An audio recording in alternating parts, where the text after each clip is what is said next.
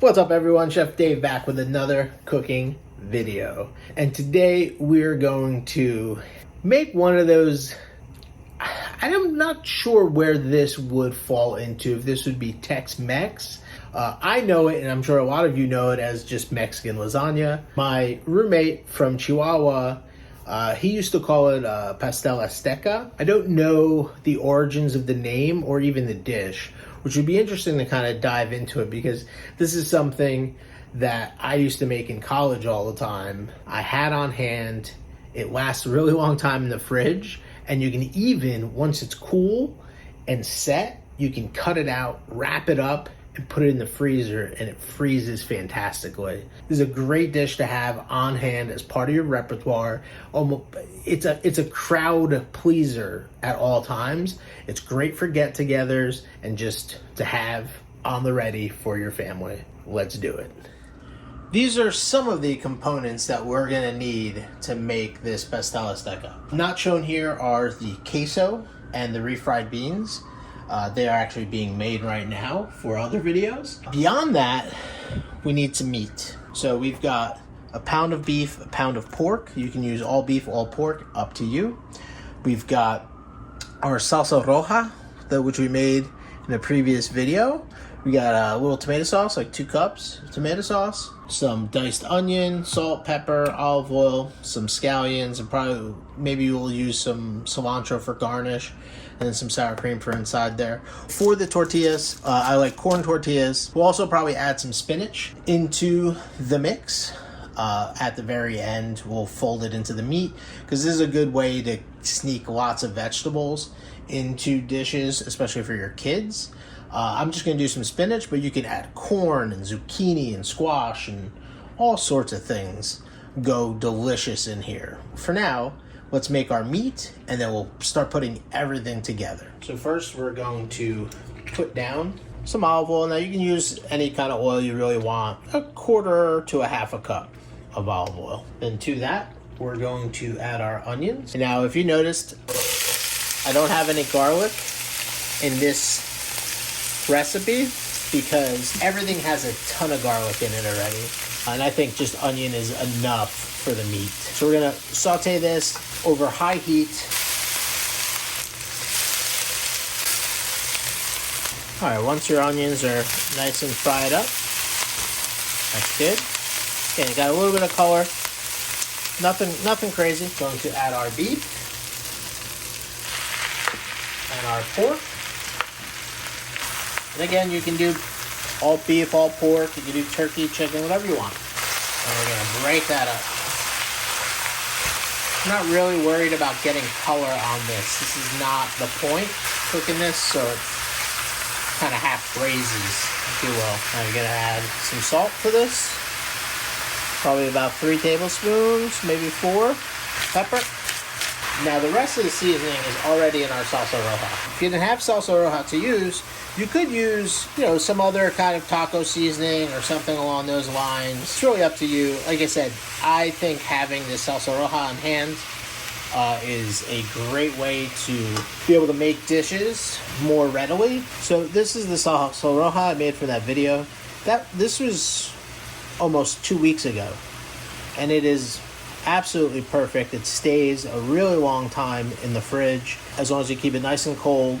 And you can even put this in cup containers and freeze it, and it's just great to have on hand at all times. Our meat's almost all cooked and broken up, and now we're going to add tomato. You just use 1 can of crushed tomato or tomato sauce. It's perfect. Quite a bit of this, probably about 2 cups of salsa roja. We're going to stir this up. Now we want this to be kind of loose and saucy because this is basically what you would consider to be the marinara, if you will, of the Pastel Azteca. I'm going to use all that. Yeah, that looks right. Yeah, so now we're just going to cook this for about 5 minutes because we're going to end up baking this for about an hour. We're going to add about 2 cups of water to this. And then once it comes up to a simmer, we're just going to cook it for, again, about 10 minutes just to bring it all together. That's exactly what you're looking for. Now lastly, we got some spinach here, like I said. You can use any vegetable, kind of saucy like that. It's perfect. we're just gonna turn this off. We're just gonna fold this in, and then we're gonna be ready to build. Pour our ladle in. All right, let's put it together. Okay, first thing we're gonna do, spray our pan. We're gonna just start. The bottom layer I want kind of thick with tortillas. You know, these are broken, so I'm actually gonna use those for later. Just like that, okay? And then you're going to take probably a couple, 5 or 6, cut them, just to build walls.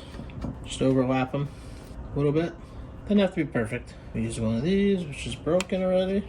Just like that. Now, first thing we want is our meat sauce. About 3 good ladles worth.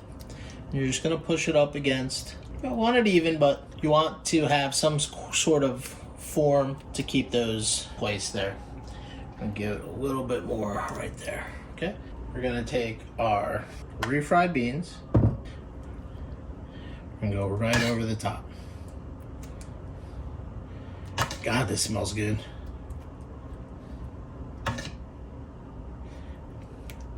Beautiful, just like that. And then we got our delicious queso. We're gonna drop, don't have to go too crazy, but we're gonna drop a bunch of queso right over the top. Okay. Now this is optional. I like it. I really like sour cream, but you can, I'm only gonna put this on one layer. I'm gonna put a couple dollops on one layer, and then the rest we can use when we eat it. And now we're gonna repeat the process. Okay, we're gonna use these broken ones. Beautiful. I'm gonna tap this down. Now if you have extra filling, it's fine, you can use it for something else. Spread that out nice and even. Now this will all kind of settle, but you do want to bake this on just to catch any of the boiling that happens. I love me some refried beans. And we'll use the rest of that queso later. And then we're gonna top them one more time. 2 more. You don't have to push this down too much. Now we're going to cover this in foil and bake it for 30 minutes, and then add some cheese sauce to the top, and then bake it another 15 to 20. You can leave it kind of tented, so it's not just like sitting on the surface. All right, sheet tray. We're gonna bake it. Now it is a heavy dish. Get ready to fill your stomachs.